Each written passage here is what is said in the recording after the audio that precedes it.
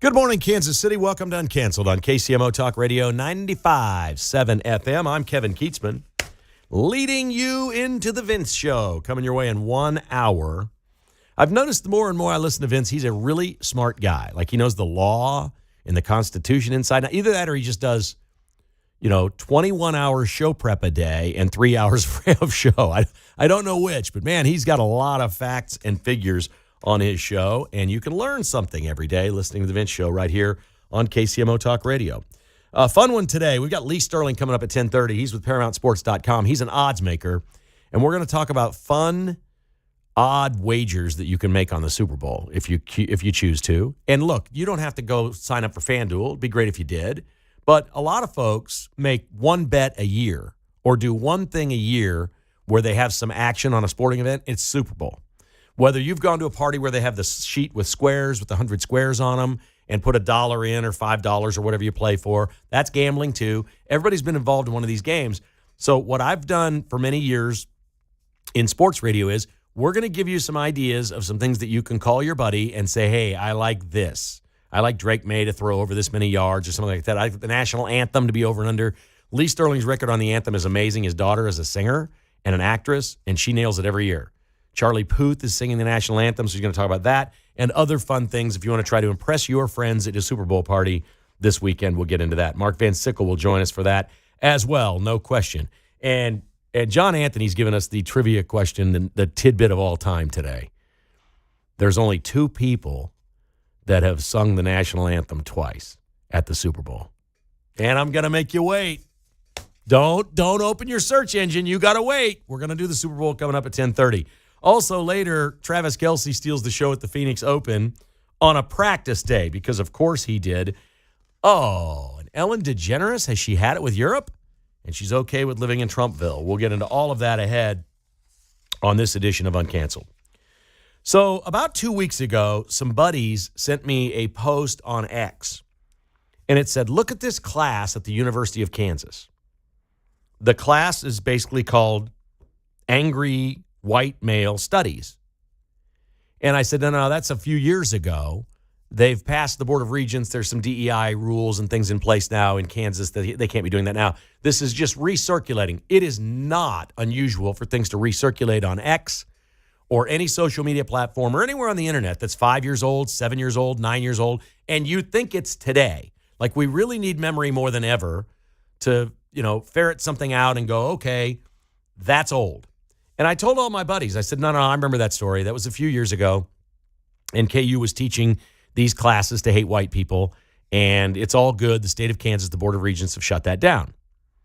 And now I see at the Sentinel, there is a writer named David Hicks who's written a piece about angry white males and the class at the University of Kansas.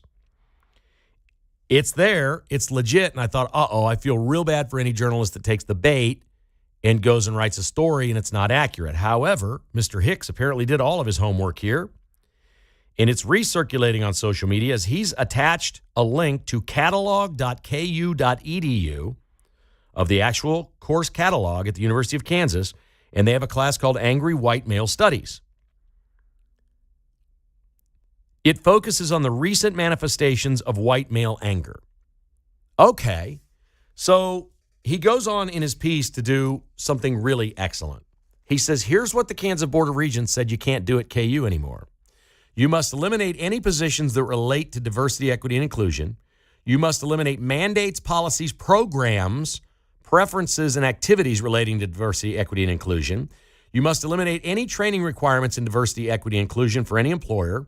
Cancel any state grants or contracts relating to DEI, and remove gender-identifying pronouns, gender ideology from signature blocks, state employees' emails, and other form of communication. It doesn't really specifically say anything about the curriculum. So I'm taking this story at its word that this class is now offered at the University of Kansas, and I'd like to offer up, this is just the 100 level. I want to offer the 303 level, and I'm going to teach it for free at KU. I want to go teach Angry White Male Studies at KU 303 level. And we're going to lock in on recent manifestations of white male anger, because that's what this is. Recent manifestations like liberal white males.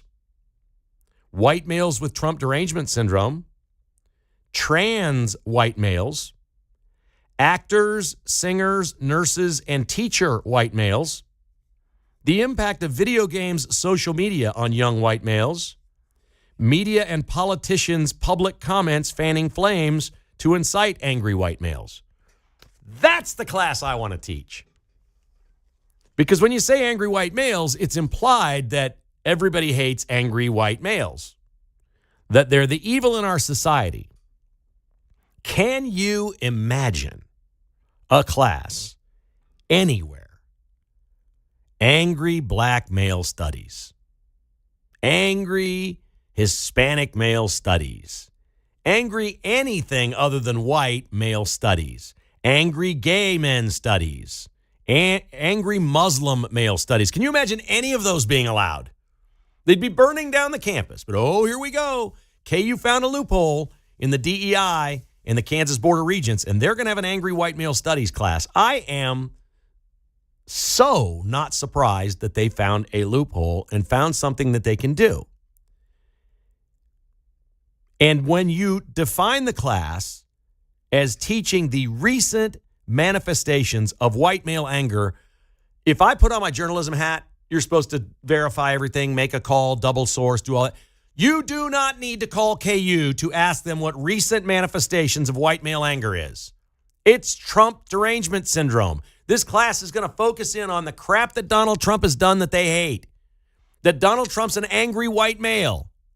And he's running the country into the ground. And he's a racist and a xenophobe and a sexist and biased. And he's awful and he's bad for America and he's a hater. He's probably a pedophile. He's probably all these things. That's why they have a class called Angry White Male Studies. We're going to feed Trump derangement syndrome into anybody that wants to take this class. We're going to point to Donald John Trump and say, he's the reason there's anything wrong with anything in the world. That's what that class is about. It probably isn't picking on me or Mark or John or Pete or anybody else, any other angry white males. I'm guessing they lock in pretty heavily on Trump. But you could absolutely teach this class focusing on liberal white males because they're the ones committing the crimes. What percentage of crimes by white males in America are committed by liberals? What percentage of violent crimes are permitted and committed by somebody with Trump derangement syndrome? I don't even think we need to have the discussion about trans males, trans white males, the assassins, people with guns going and doing whatever. We know that white male actors, singers, nurses, and teachers are all on board with hate. We got one of those in Minneapolis. He was a nurse. Oh, a nurse. Really a nurse. Look at all the nurses that are getting fired for what they post about Trump and ICE and teachers. I think nurses are passing teachers in our society now for Trump derangement syndrome. I do. And it scares me a little bit, not going to lie, about the healthcare industry. That people that are giving care above all. There was an anesthesiologist in Florida that's been fired from his job that made some comment that said he's refusing treatment to anybody that he knows that's MAGA. Oh, you're going to walk in, some dude wearing a MAGA cap's going to come in and get an open heart surgery, and you're not going to have an anesthesiologist that day because you're walking? You're not going to do that? Fired. And should be. It's terrifying. What's happening to young white males on video games and reading social media and following the leftist politicians like Tim Walz and Mamdani and some of these other people on the far left? What are they doing? How are they motivating white males to do what? Grab a gun and go shoot Trump. One of them got life in jail yesterday. This Ryan Ruth. The other one got pumped full of lead by the Secret Service on a roof in Pennsylvania. Angry white men with guns trying to kill Trump. Angry white man in Minneapolis attacking ICE, kicking out the taillights of their car. Big man got his 9mm and 3 rounds, 3 magazines of ammunition. He's going after ICE because he's a tough guy with a gun. Yeah, angry white male studies. Really? You're going to focus your class on Trump and conservatives? This is absurd. Kansas, you're not any kind of a place of higher education if you're teaching this filth. The disgusting white males in our society today, the violent ones, the pedophiles, the sex freaks, the alternative lifestyles, those that are pushing everything that goes against what our country was founded upon, are all in one party. We know who they are. We've watched them. We've seen enough. You're teaching the wrong angry white male studies class. It ain't Donald Trump. 913-408-7957. Phone lines are open. Love to hear from you next. This is Uncanceled on KCMO.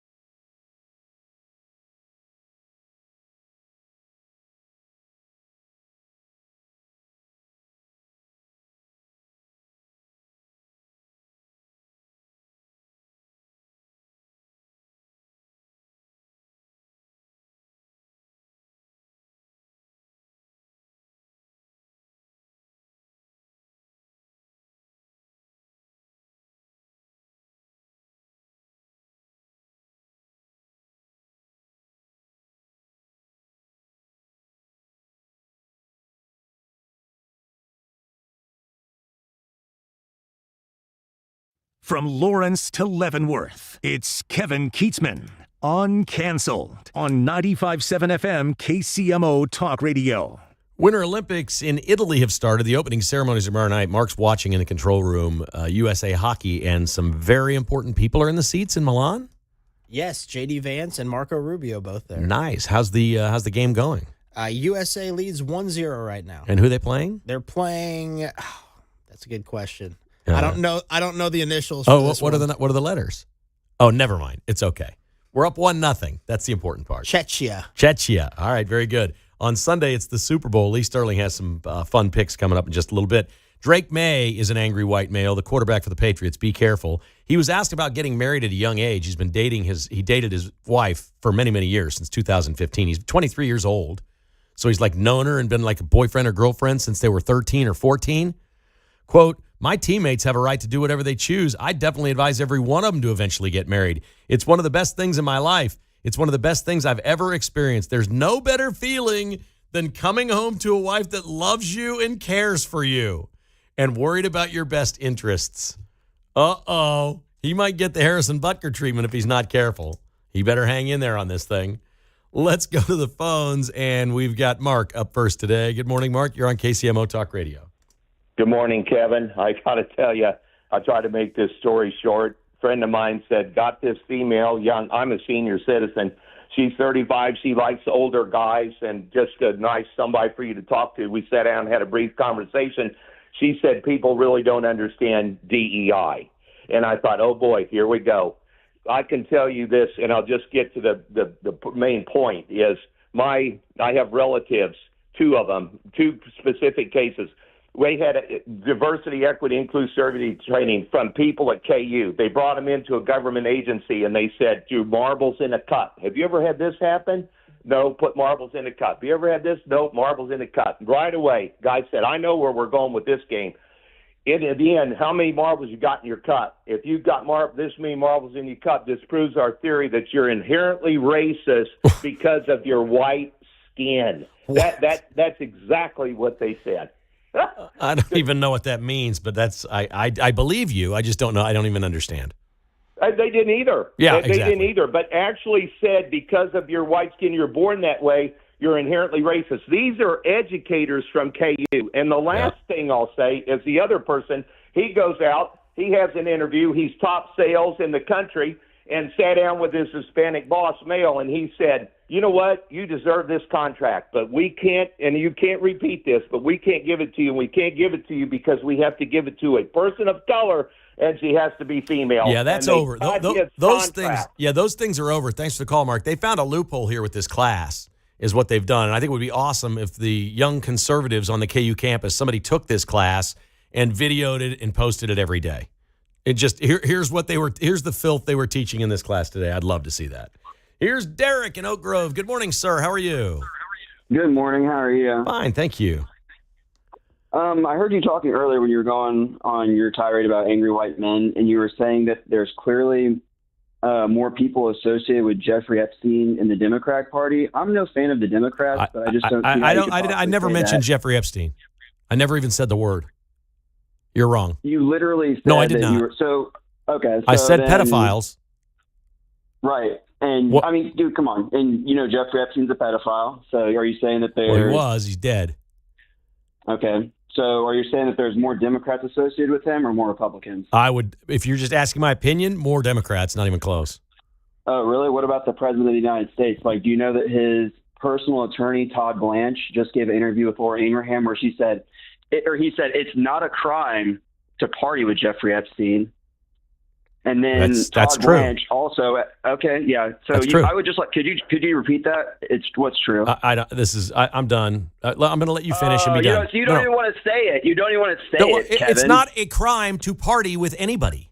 Oh no, you couldn't even say it. Still, you're so scared to say it. What do you want me to say? What is it you're looking for? Say it's not a crime to party with Jeffrey Epstein. I promise you, I've been at parties before with criminals. I guarantee it. What? Dude, you're so gross. I know. I'm sure you have. You're disgusting. Okay. What is that? You're a fool. I can't do this. I just can't. I'm sorry. My life's too good. I'm not doing it. Because I'm a happy white male. I'm just not going to have a bad day today. That's it. I'm going to make something of this show if I can. If I can steer the ship back to the dock, refuel, and take off again, we'll make sure that, everything's going to be okay. as we go forward. I don't know what he was talking about. I never mentioned Epstein. I don't like the Epstein story. I don't care. I'm sorry. And this gets me in trouble with a lot of listeners. They think that I don't care about pedophilia and finding criminals. It's not that. There's a statute of limitations on these things. So much of this stuff was 20 years ago. You're not going to put Bill Gates in jail. What do you think you're going to do? Do you think you're going to lock up Bill Clinton? You're crazy. It's not going to happen. There is no question Jeffrey Epstein was a Democrat, and there is no question that he hung out with way more Democrats than conservatives. But as a businessman in New York, did he associate with people like, was he at parties with Donald Trump? Sure, we saw that. I think at that time, Donald Trump might have been a Democrat, or at least said he was, because he was in New York and it might have been good for his businesses. Who knows what these people are? I just know pedophiles are sick, and I don't really care. And I'll stand by what I say. We got too much violence. The violent people, running over ICE agents with their car or carrying heat to go get in the way of ICE doing their job are liberals. And I just pointed out 3 angry white males. One shot a piece of Trump's ear off. The other was waiting in the bushes for him. He gets his life in jail. And another one in Minneapolis last week got pumped full of lead by a Border Patrol agent because he was packing heat to go mess with feds in the middle of a street. Stupid, stupid, stupid. Angry white male. And he was a nurse, which is another category. Nurses and teachers are overwhelmingly in our society filling up social media with liberal rants that are getting them fired. And rightfully so. Fire them when you say things like that. Is this Susan on line 1? Do I have that right? All right, we got Susan. Let's bring some civility to this thing. Susan, how are you today? I'm good. How are you? Great, thank you. Hey, I'm just calling for 2 reasons about the DEI stuff. A, I live in Lawrence, but that's, really because nobody can get out of this town, unfortunately, because the cost of buying houses here. But B, I'm actually an ICU nurse, and that's the bigger thing. And, you mentioned, nurses being fired for their posts, which agreed 100%. They absolutely should be for the things that they've been fired for. But I think it's probably a little known secret that, after I'd say gentleman, but the lunatic in Minneapolis was shot and killed. Yeah. We talked about it at work the next night, and every single coworker of mine had the same opinion, and it's that we were all infuriated. They tried to use being a nurse as somehow an excuse for why you support illegals. Not one of us do. And I will say over the last 20 years... All right, we got about 10 seconds, Susan. We got to wrap it up real quick, okay? Okay, we've gone more and more to the right over the last 10 to 15 years. I am so glad to hear that. Thank you very much. I'm glad to hear it because the overwhelming number of wackos that are nurses online are crazy with Trump derangement syndrome.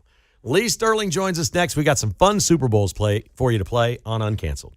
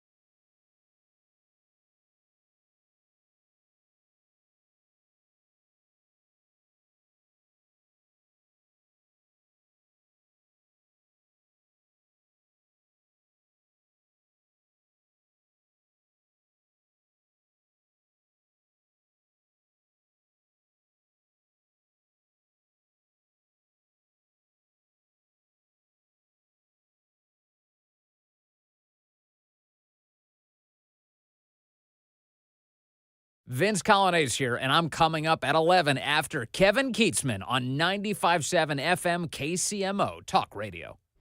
How about this little nugget? The Royals have announced that former player, coach, manager, broadcaster, and baseball operations executive John Wathan has been voted into the Royals Hall of Fame. He's the 32nd member. The induction ceremony will be announced at a later date. 52 years in baseball, 47 with the Royals.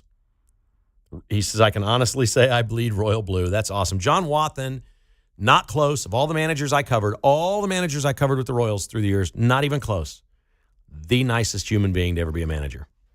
I don't know the first couple managers the Royals had. I started with Dick Hauser and then beyond, but just the nicest man and wonderful family, great people, and he's very deserving. And here's why he's deserving of this. He wasn't the greatest player on the team. He wasn't the greatest manager the Royals had. He wasn't the most important broadcaster they ever had, and he wasn't the greatest baseball operations guy they ever had. But he was good at all of them. And that's really, really unique in the industry. And a Hall of Fame should certainly be a place for somebody like John Wathan. That's a really, really cool thing. I'm really happy to see that. That is awesome. Okay, in just a couple of moments, we're going to get hooked up with Lee Sterling from ParamountSports.com. We'll talk a little Super Bowl. I've been just riveted to this Savannah Guthrie and her mother being abducted story. And I just have not really been able to unleash and say what I really think is going on here because I don't know if my guess is any better than anybody else's. But it's been one of the most remarkable things you'll ever see was that video that she posted last night. And all I could think of when her and her siblings were sitting there crying and talking about their mom being gone is my own mom and flashbacks to O.J. Simpson and his Bronco rolling down the road. I'm like, this is the single most impactful, historic, memorable crime video we've seen in 30 years. I just weep for that family and what's going on. And what we have in the public is, with the information we have, that there's just nothing, that there's just no clue. Like, they're probably wanting us to think that, and maybe it's all going better than we think. But I can't even imagine, But I love my mom so much, and I know that everybody listening loves their mom.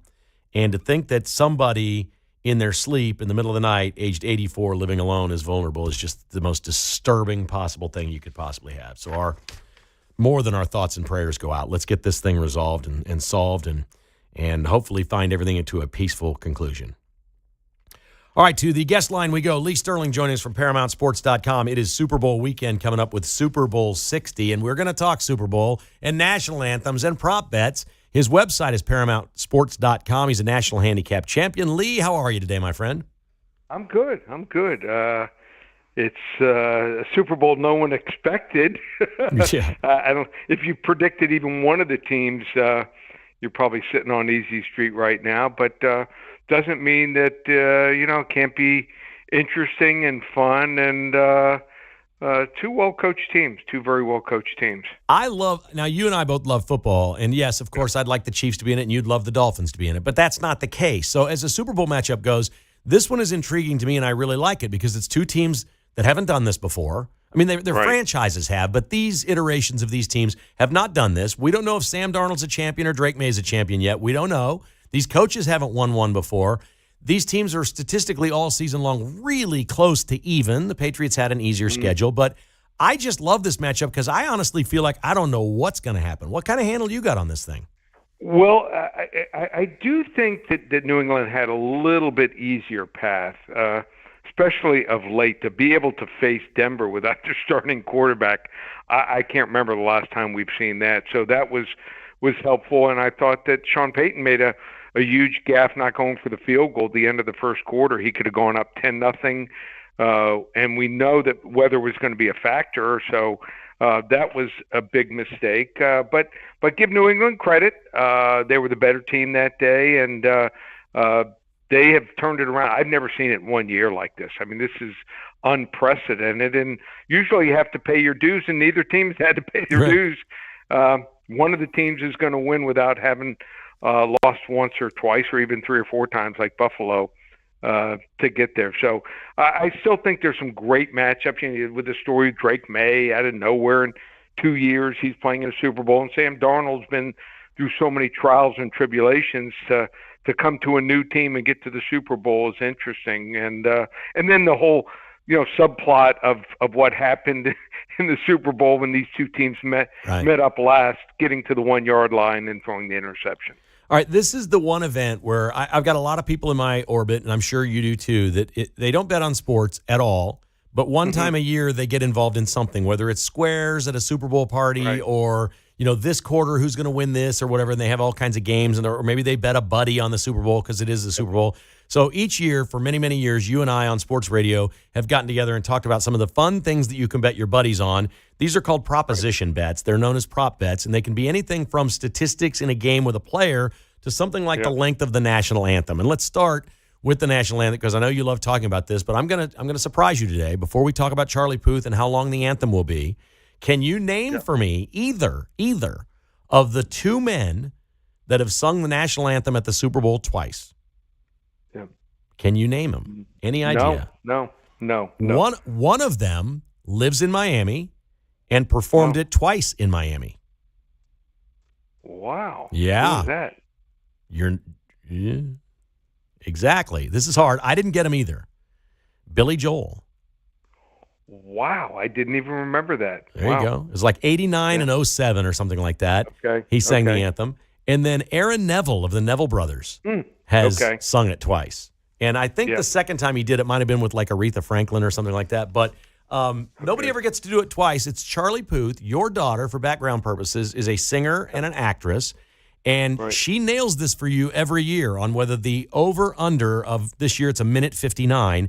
Will it go longer than that or shorter than that? She's great at this, so you can't take any credit for this one, Lee, but she's told you this year what to do with this anthem. Do tell. So here's what she says. So there is no record anywhere, no video anywhere of him singing the national anthem.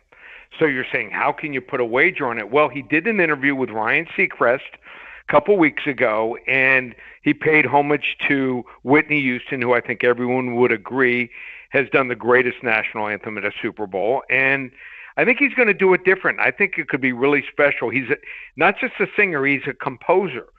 And he's going to be doing it with a choir and an orchestra. So you have to know the rules when you make this wager. It starts from the first word that he sings until he finishes. The last word is brave. So she feels that the choir and orchestra could probably play it out a little bit, and she likes the over a lot, over 1 minute and 59 and a half seconds. Because typically choirs and orchestras take words and elongate them. Is that the idea of saying when they're backing him up, they'll take a word that he's singing and elongate that before he starts back up? Right. Or they could, he could sing and they could take over for 10 or 15 seconds. It starts from his first word and goes to the last word, brave. So, I think he's going to do a fabulous job. I've been watching him now and learning more about him. So, we've had Whitney Houston and we've had some good ones, just haven't had anyone that's even approached her. And this might be different. It might be really breathtaking. I'm going to nominate Chris Stapleton as a clear number 2.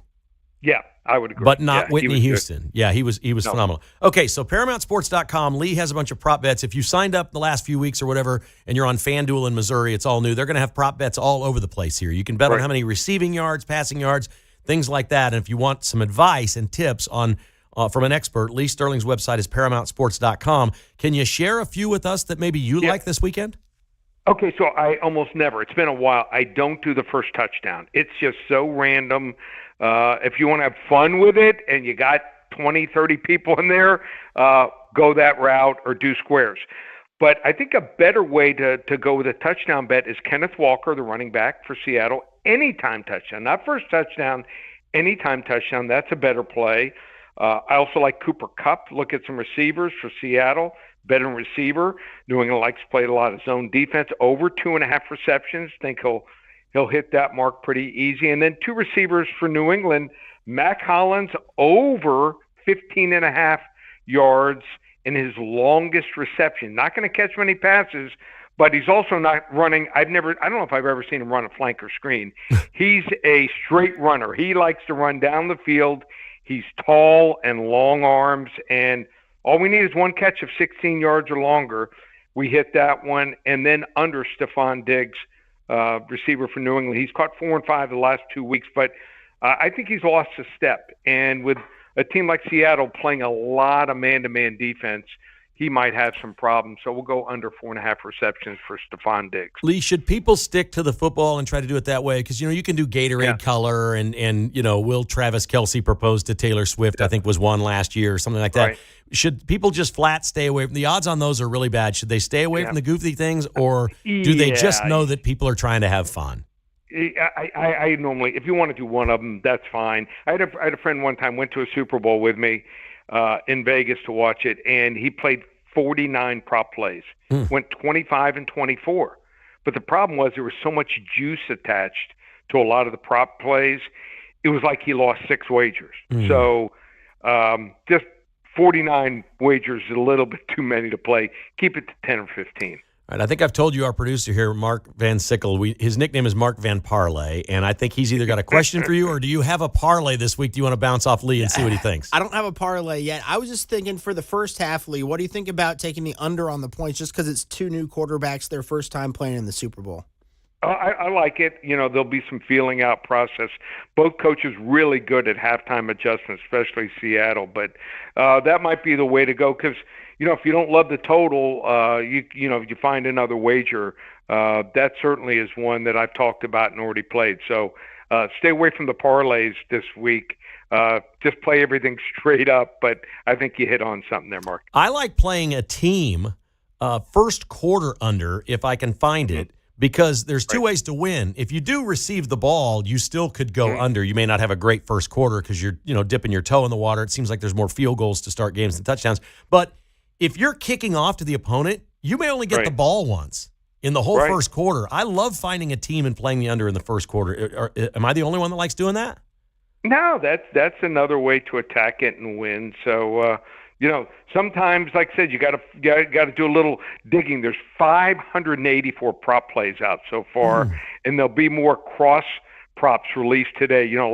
Once the trading deadline is finished here in the NBA, you'll see some, tied, like receiving yards to golf.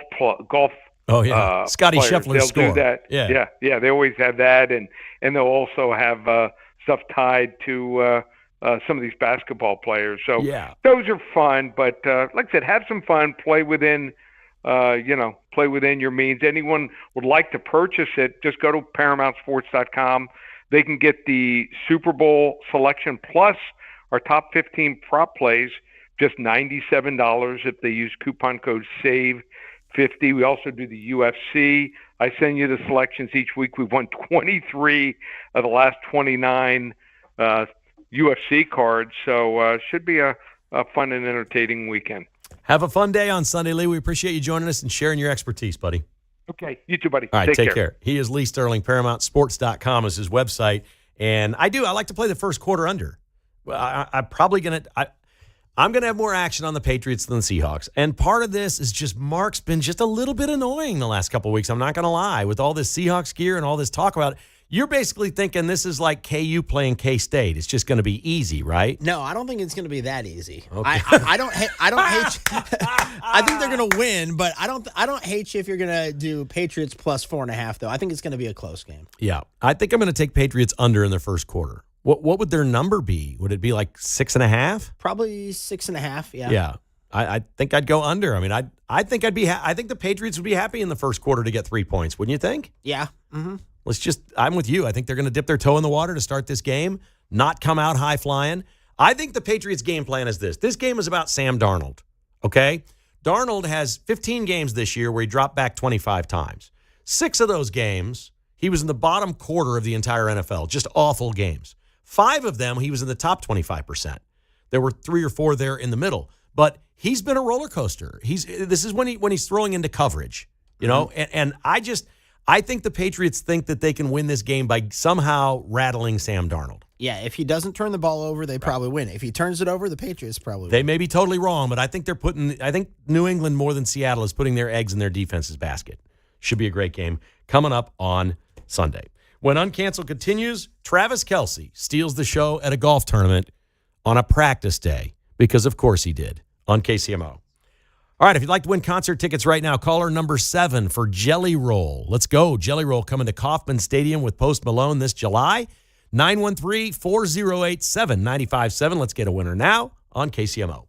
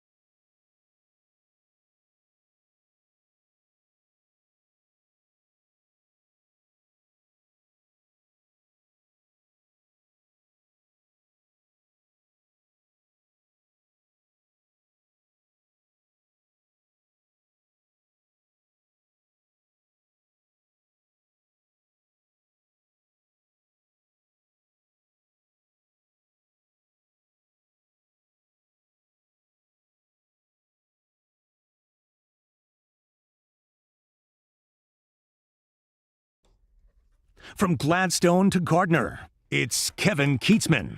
Uncancelled on 95.7 FM KCMO Talk Radio. Celebrity Ellen DeGeneres is moving back home. Did you see this? They moved out of the country, didn't they? Yeah, they moved out. They made it a year without Trump. They got to come back. She's moving back to Southern California. Can't handle it. Said she'll winter over there. Travis Kelce yesterday hit the closest shot to the pin on the 16th hole at the Phoenix Open practice day. And there were a bunch of celebrities playing with pros and things like that. Gary Woodland from Topeka and KU is in the Phoenix Open again this year. He had a tumor on his brain. He's made a great comeback. This is his last non-major win, was the Phoenix Open a few years ago. So he's there, which is really cool. It's a huge field, but Kelce became the star yesterday by hitting this shot in front of all these people. The attendance for the week, the record attendance at the Phoenix Open, 719,000 tickets sold for the week. In 2018, on Saturday, they had 216,818 people on the golf course. That's insane. Now, it's a big, sprawling property, but that's right up there with like the Indy 500 and stuff. It is a crazy, crazy event, and it's on right before the Super Bowl. It ends before the Super Bowl. I don't think Kelsey's going to be there, do you? I think he's probably headed for L.A. now for the awards and all the different things that are going on. I think they're going to the Super Bowl, him and his brother. So yeah, that sounds like that would make sense. It reminds us, this Super Bowl this year, Puka Nacua, who plays for the Rams, has been in the news this week, not at the Super Bowl, because Sydney Sweeney was looking for a new man, or looking for a man, describing somebody who's athletic, outgoing, funny, and will take me skydiving. And Puka Nacua of the Rams is outgoing, funny, athletic, and he posted this on social media. I'm going skydiving with you, Sydney. Let's go. He's ready for it. He was supposed to do it yesterday, but it didn't materialize. Sydney Sweeney has a boyfriend, and I think he got in the way here. But he was going to do this, which he's called out, like Travis Kelce did Taylor Swift. Like, he's on this through social media. How much better would Puka Nacua have done if he landed Sydney Sweeney instead of Taylor Swift? Man, good for him for getting the call out. Right. Well, that's how Kelce did it, right? That's true. He was at Arrowhead and was just somewhat amused. He wanted to give her a friendship bracelet. He was taken aback that he wasn't going to get a chance to meet her. Yep. And they said, well, she doesn't meet people before the show. He's like, what? But wait, I'm Travis Kelce. Yeah, he's like, come on, let me in there. Puka Nacua's gone all Travis Kelce's trying to land Sydney Sweeney. I like it. She, just for publicity, she has to have dinner with the guy, doesn't she? Come on, Puka. I'm rooting for you. I'm rooting for you big time. That would be absolutely outstanding. All right, very good, Mark. Outstanding stuff. You got a whole bunch of props that you're working on, and I know we're going to have a great Super Bowl weekend. We're certainly looking forward to that. Appreciate you listening to Uncanceled. The Vince Show is coming right up. A lot going on. He's going to have the latest on this Nancy Guthrie abduction and all the news of the day straight ahead on KCMO Talk Radio.